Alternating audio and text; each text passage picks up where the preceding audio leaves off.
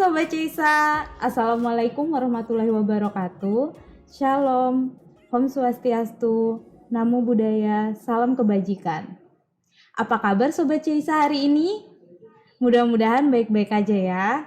Baik, kembali lagi di Orbits, obrolan IT tipis-tipis di podcast IKC bersama saya, Ainun, pegawai kontrak di podcast IKC kali ini. Dan kali ini kita ada di segmen Up Close and Personal dengan Pak Tagara. Selamat pagi Pak Tagara. Selamat pagi.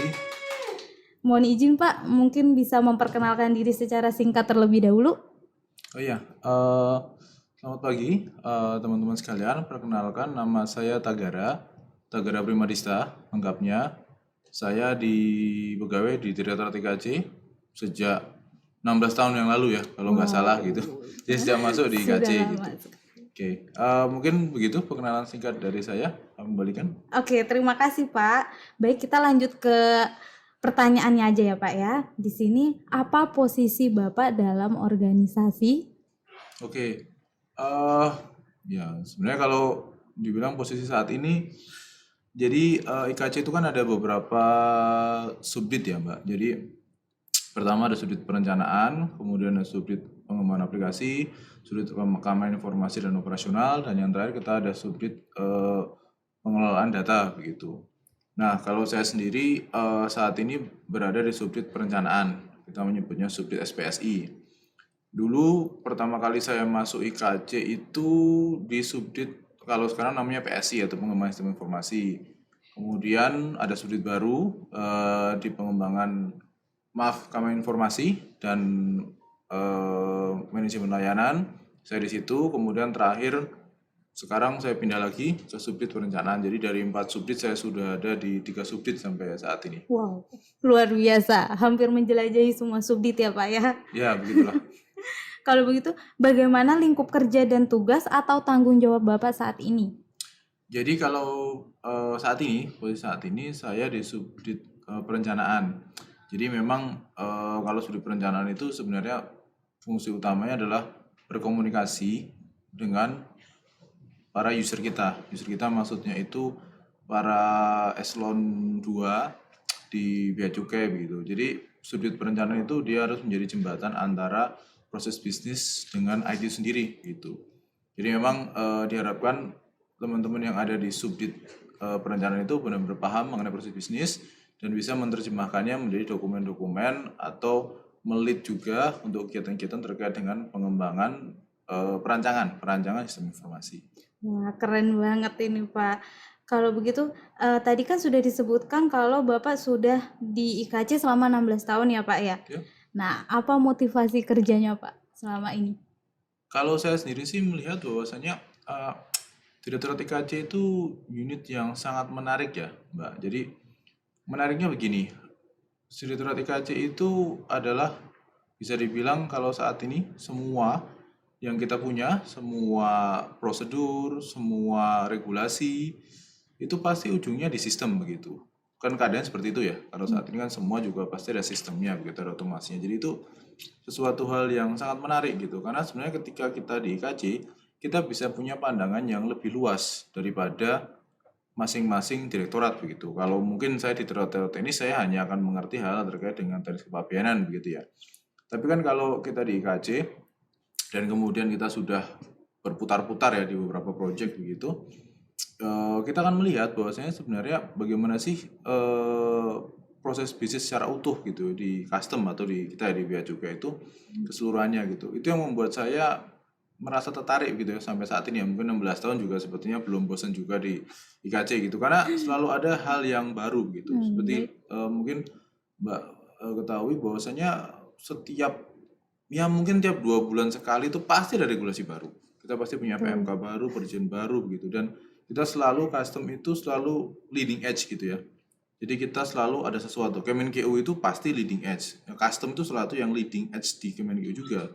Karena pasti ada hal-hal yang perlu perubahan gitu ya. Pasti ada yang belum berubah, perlu penyesuaian, perlu harmonisasi. Nah, semua itu nanti ujungnya di sisi sistem atau di IT gitu. Baik, berarti untuk saat ini masih betah di IKC nih ya Pak ya? Ya, sampai saat ini masih betah karena ya tadi Kalau mungkin ya sesuatu di IKJ itu kalau bisa saya bayangkan tuh tidak monoton gitu. Selalu ada hal baru yang bisa kita buat. Selalu ada hal baru yang bisa kita apa ya perbaiki gitu, kita optimalkan dan sebagainya. Baik. Kalau begitu, bagaimana cara kerja Bapak di dalam tim nih Pak selama ini? Ya, oke. Jadi mungkin rekan-rekan sekalian mungkin tahu ya bahwasanya di IKJ itu mungkin sebagian besar tuh fungsional gitu ya. Kesannya tuh mungkin kalau fungsional tuh kerjanya sendiri-sendiri begitu. Sebenarnya enggak juga begitu. Saya termasuk orang yang sebenarnya tidak percaya bahwasanya orang itu bisa bekerja sendiri gitu. Walaupun dia fungsional apapun, sebenarnya kita semua tuh bekerja dalam suatu tim. Kita tidak mungkin bekerja tanpa ada orang lain di unit atau di organisasi kita gitu. Itu tidak mungkin ya. Kalaupun bisa, ya mungkin bisa saja tapi tidak optimal begitu. Kalaupun Anda bisa lari cepat 100 meter, ya paling 100 meter tenaga Anda habis. Tetapi kalau Anda lari bareng-bareng ataupun mungkin pakai tim estafet begitu, Anda mungkin bisa mencapai 10 kilo dan tidak capek begitu karena itu Anda melakukannya bersama-sama gitu dengan tim. Betul. Kalau saya melihat seperti itu. Dan kalau pandangan saya terkait bagaimana bekerja di tim itu adalah kalau istilahnya itu serving leadership. Jadi siapapun pemimpinnya, dia itu di situ untuk memaksimalkan atau membantu kinerja dari anggotanya begitu. Jadi hasil dari tim itu bukan hanya karena leadernya saja, tetapi lebih ke arah bagaimana anggota-anggota tim itu dia bisa bekerja dengan optimal. Nah, fungsi leader di situ adalah mengoptimalkan itu gitu. Ada quote juga. Kalau pemimpin yang baik itu, leader yang baik itu, ya baik orangnya ya dia mengerjakan pekerjaan anak buahnya itu kan baik aja begitu ya. Tapi kalau leader yang benar-benar luar biasa itu dia bisa membantu, dalam artian bukan mengerjakan, membantu atau mengembangkan anak buahnya sehingga mereka bisa mengerjakan pekerjaan dia sendiri gitu. Dia seperti dia bisa berkembang seperti dia sebagai leader itu. Nah baru tuh leadernya luar biasa. Itu pandangan saya. Baik, saya setuju nih Pak tentang masalah bekerja secara tim. Nah, selama 16 tahun Bapak bekerja di IKC, pasti punya cerita-cerita menarik dong Pak selama bekerja. Apa nih salah satu cerita yang bisa menginspirasi penonton podcast kita kali ini Pak? Menarik itu relatif ya gitu.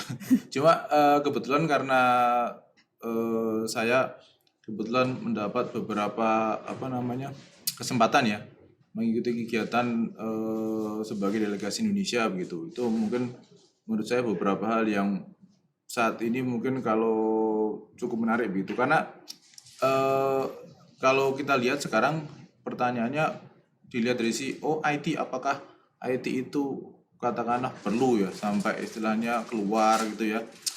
Kita mengikuti kegiatan sebagai delegasi sebagainya itu ya mungkin pertanyaan apakah perlu tapi ternyata ya memang perlu gitu. Kalau pengalaman saya selama ini mungkin sudah pernah hal yang udah pernah ya eh, kegiatan sebagai Indonesia itu kegiatan di Malaysia, kemudian pernah juga di Singapura, kemudian di Thailand, kemudian di China, kemudian juga terakhir kemarin di Uzbekistan begitu terkait dengan kegiatan WCO. Jadi itu salah satu hal yang menurut saya menarik ya karena itu memberikan kesempatan kita gitu untuk membuka pandangan baru gitu. Kita bisa bertemu orang-orang dari berbagai negara begitu dengan berbagai macam kompetensi gitu. Kita bisa belajar dari mereka, kita bisa bikin networking dan sebagainya. Mungkin tuh salah satu hal yang menurut saya saat ini yang menarik lah dari ini. Terlepas yang lain ya, selepas saya bilang sebelumnya, bekerja di IKJ itu menarik gitu karena sebenarnya pekerjaan di sini tidak monoton gitu.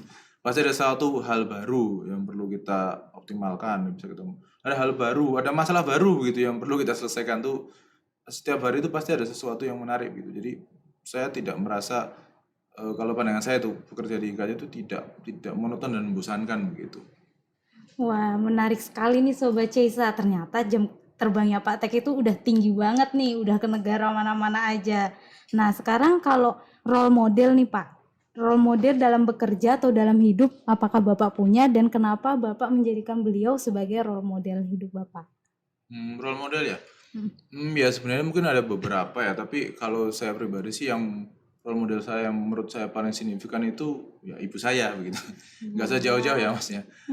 Kenapa? Karena kebetulan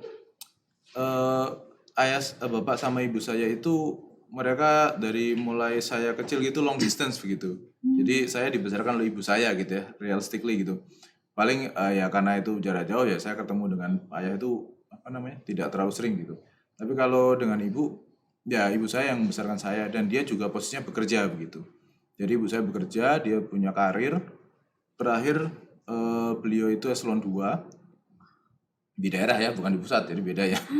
Tapi ya Tetap beliau keren. bisa mencapai posisi itu dan ya bisa membesarkan kami gitu. Menurut saya itu sudah cukup luar biasa ya dalam level apa namanya, dalam pandangan saya ya. Karena ya itu tadi memang saya sekarang kan ya jadi orang tua juga gitu. Sudah punya anak 3 alhamdulillah. Itu merasakan membesarkan anak berdua dengan si saya justru merasa berat sekali gitu. Karena emang ya itu challenge-nya banyak gitu. Nah, ibu saya dulu bisa membesarkan dengan sendirian ya, more or less sendirian begitu selama ya puluhan tahun itu sampai saya dewasa lah dan bisa lepas sendiri. Wow, keren. Sekarang Pak, apakah Bapak memiliki value lain di luar dari pekerjaan ini, Pak? Nah, ini pertanyaan yang menarik gitu. Jadi rekan-rekan, saya tergolong orang yang merasa bahwasanya kita semua itu harus punya suatu expertise lain di luar kerjaan kita sendiri gitu. Ya bukan apa-apa ya. Bagaimanapun kita itu kan bekerja mungkin punya limitasi gitu kan. Pensiun begitu. Pada satu titik kita kan pasti akan pensiun. Orang pensiun itu mungkin ya anggap saja pensiun reguler lah 58 gitu ya. Kalau eselon 2 ke atas kan bisa 60 ke atas. Tapi sebenarnya pada masa-masa itu mungkin kita merasa sebenarnya masih aktif gitu. Dan kita kalau tiba-tiba tidak bekerja sama sekali gitu, kita akan mengalami semacam ya orang nyebutnya post-war syndrome lah gitu tuh bengong lah mau ngapain gitu. Ada baiknya kita tuh punya semacam expertise yang lain gitu, punya minat tertentu gitu sehingga kita akan ada transisi proses jadi tidak langsung kita setelah bekerja langsung nganggur gitu enggak, tapi kita ada transisi gitu. Itu kenapa menurut saya paling nggak kita harus punya suatu expertise. Kalau saya memang dari dulu minat utamanya sebenarnya mengajar begitu. Saya dulu sebelum masuk Bea Cukai itu sebenarnya sudah keterima kampus, kalau dulu nyebutnya itu IKIP ya. Kalau sekarang mungkin nyebutnya apa ya? Oh, Ya seperti UNJ begitu oh ya. iya. Kalau di Surabaya namanya UNESA begitu. Jadi memang saya minatnya mengajar begitu sebenarnya. Jadi itu hal yang menurut saya menarik. Nah, mas saya berusaha terus untuk aktif mengajar. Kalau sekarang mungkin di Pusdiklat atau di pelatihan-pelatihan diklat dan sebagainya. Kenapa? Karena bayangan saya nanti kalaupun nanti saya sudah retire pensiun, saya tetap akan mengajar begitu. Dan syaratnya memang harus sekolah lagi begitu kan ya, harus minimal punya S2 gitu kan untuk mengajar. Jadi menurut saya itu satu hal yang penting gitu. Jadi kita harus tetap punya expertise lain ya. Mungkin orang macam-macam ya, tapi kita harus tetap produktif gitu. Kita harus memikirkan. Jadi kita nggak hanya memikirkan sekarang, yo saya kerja aja, bukan begitu gitu. Tapi ketika kita kerjaan formal kita sudah tidak ada gitu, ataupun mungkin dalam keseharian kita punya hobi lah mungkin atau punya keahlian itu harus dikembangkan gitu. Karena nanti ada suatu waktu kita akan jangan sampai stuck begitu.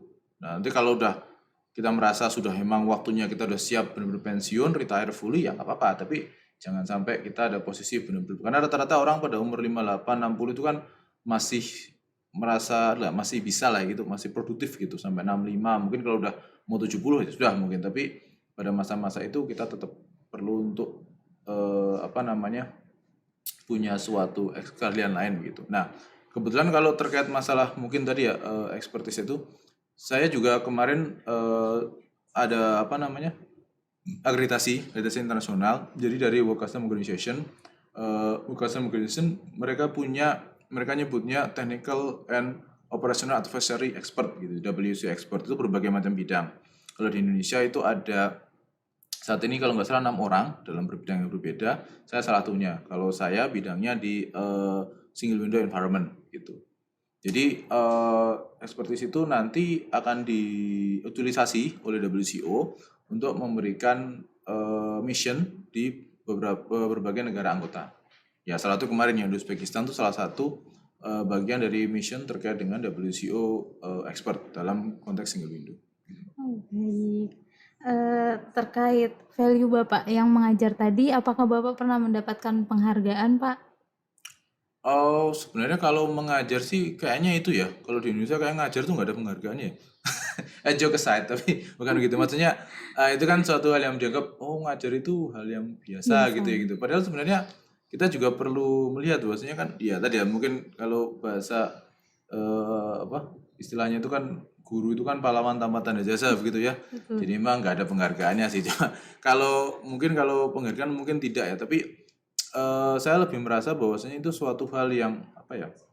Karena itu minat ya, karena itu Iya, minat jadi saya merasa bahwasanya itu sesuatu hal yang saya lakukan karena memang saya punya minat di situ gitu loh.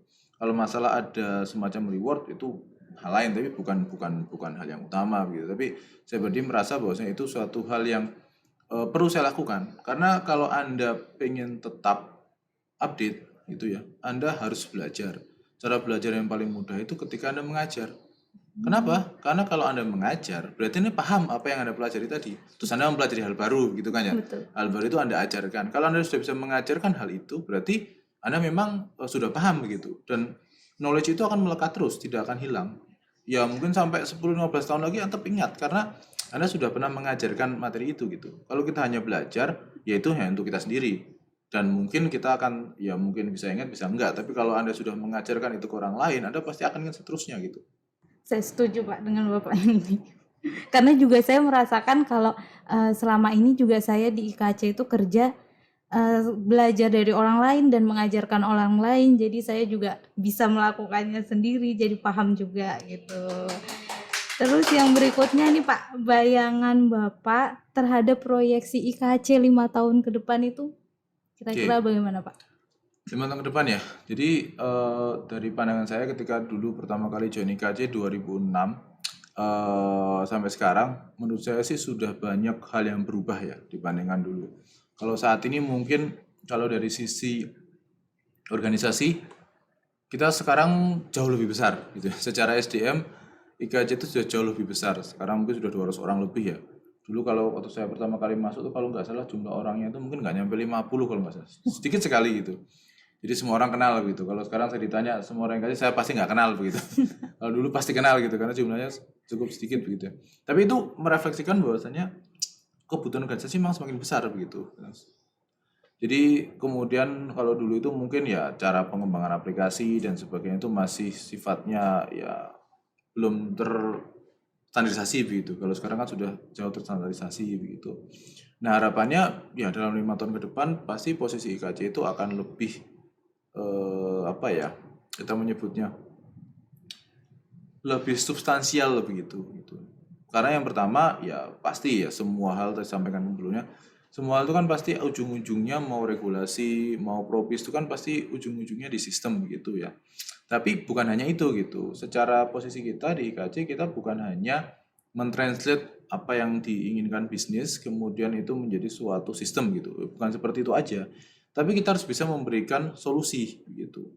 Kalau ada kendala seperti ini, bagaimana sistem bisa katakanlah melakukan harmonisasi, melakukan standarisasi, kemudian melakukan penyederhanaan seperti itu. Itu sistem harus bisa memproposal seperti itu. Bagaimana kita bisa mempropos itu? Kalau kita paham dulu gitu. Jadi mungkin ya rekan-rekan mungkin punya pandangan, oh teman-teman di IKC itu pokoknya dia ngerti sistem gitu, ngerti bagaimana memanage sistem, ngerti bagaimana kita create suatu sistem gitu. Sebenarnya nggak hanya seperti itu gitu. Kita di sini kan semuanya bea cukai. Dalam pandangan kami sih, semua orang itu apapun backgroundnya, dia itu menjadi orang bea cukai. Sehingga knowledge soal bea cukai itu harus kuat, terlepas di bidang apapun. Apalagi kalau sekarang fungsional ya, semua itu fungsional bea cukai dengan tujuan semua orang fungsional tuh paham bea cukai. Jadi kalau dari IT itu bukan orang IT yang ngerti bea cukai dikit-dikit gitu enggak, tapi memang orang bea cukai yang kebetulan ngerti IT. Sehingga core knowledge itu harus dimiliki. Nah, itu yang menurut kami sisi dari IKJ ke depannya kita harus memperkuat juga di bidang knowledge. Memang kita Direktorat IT, tapi dalam pandangan kami kita jangan hanya melihat dari sisi IT saja, tapi kita harus bisa melihat sisi propis. Itu caranya adalah kita harus paham mengenai bagaimana propis di bea cukai, sehingga kita bisa memberikan usul harmonisasi, standarisasi, pendanaan seperti itu. Karena nggak mungkin kalau kita tidak menguasai ilmu core-nya, kita nggak akan bisa memberikan seperti itu. Dan lagi sekarang mungkin itu sudah kebutuhan ya, karena sekarang sepertinya juga proses talent semuanya kan juga membutuhkan knowledge yang kuat terkait kepemimpinan cukai begitu. tidak cukup dengan, bukan tidak cukup ya, maksudnya bukan hanya kalau kita kena di IT gitu ya. Sama juga mungkin unit lain juga sama, perlu tetap punya bagaimanapun ilmu core-nya itu ilmu custom, ilmu bea cukai itu semua kita harus paham. Iya, karena saya saja bekerja sudah 4 tahun belum tentu hafal semua proses bisnis di bea cukai Pak Betul, sejujurnya. memang cukup kompleks, kalau di kita memang cukup kompleks. Betul. Baik, sekarang ini pertanyaan yang terakhir Pak. Adakah quotes yang menjadi mantra hidup untuk Bapak dalam bekerja? Oke. Sebenarnya kalau coach tuh kita nggak usah jauh-jauh ya. Mungkin kalau rekan-rekan ke IKC gitu ya, ke lantai 2 terutama di comment center, kalau masuk di depan itu ada tulisan tuh di depan situ ya, di apa? Di lorong ya, di selasar itu kan ada tulisan. Bahwasanya kita itu ya we are team, kita tim bukan karena kebetulan kita bekerja bersama. Tapi kita itu tim karena kita memang respect, kemudian kita care, dan kita trust kepada semua anggota tim kita. Tapi ini hal yang berbeda. Tapi mungkin kita harus melihat bahwasanya statementnya tadi kan menggunakan kata-kata tim ya. Jadi tetap konteksnya profesional begitu. Saya pribadi sih agak kurang srek kalau ada yang bilang kalau kita ini keluarga begitu. Ya kita pasti bukan keluarga gitu kan.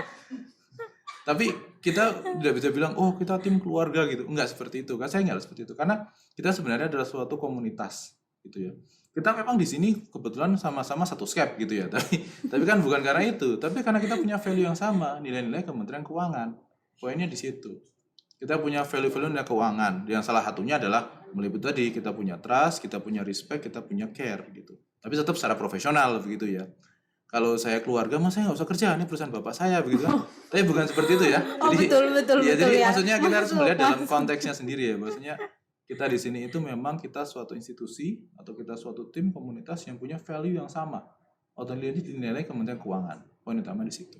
Ya, pertanyaan yang terakhir Pak, maaf kali ini beneran yang terakhir. Pesan-pesan untuk adik-adik junior di KC dan para penonton podcast kita Pak, apa nih? Oke, baik. Ya ini yang saya malah belum kepikiran sebenarnya mau di apa, kira-kira pesan-pesan apa ya. Tapi gini, mungkin yang satu hal yang ya karena sekarang semuanya generasi milenial ya sebagian besar. Mungkin perlu dilihat, kita semua perlu memahami kenapa kita perlu bekerja gitu. Maksudnya kita bekerja, alasan kita kenapa sih kita bekerja begitu ya. Oh ya, karena saya lapar pak, ya pasti gitu ya. Kita semua bekerja kan karena pengen memenuhi kebutuhan sehari-hari, tapi kan bukan itu saja gitu.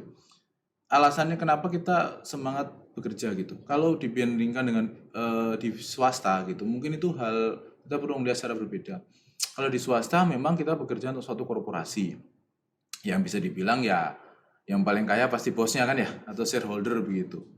Nah, kalau kita di pemerintahan, kita harus melihat bahwasanya shareholder kita tuh siapa sih gitu. Shareholder kita tuh ya seluruh rakyat Indonesia.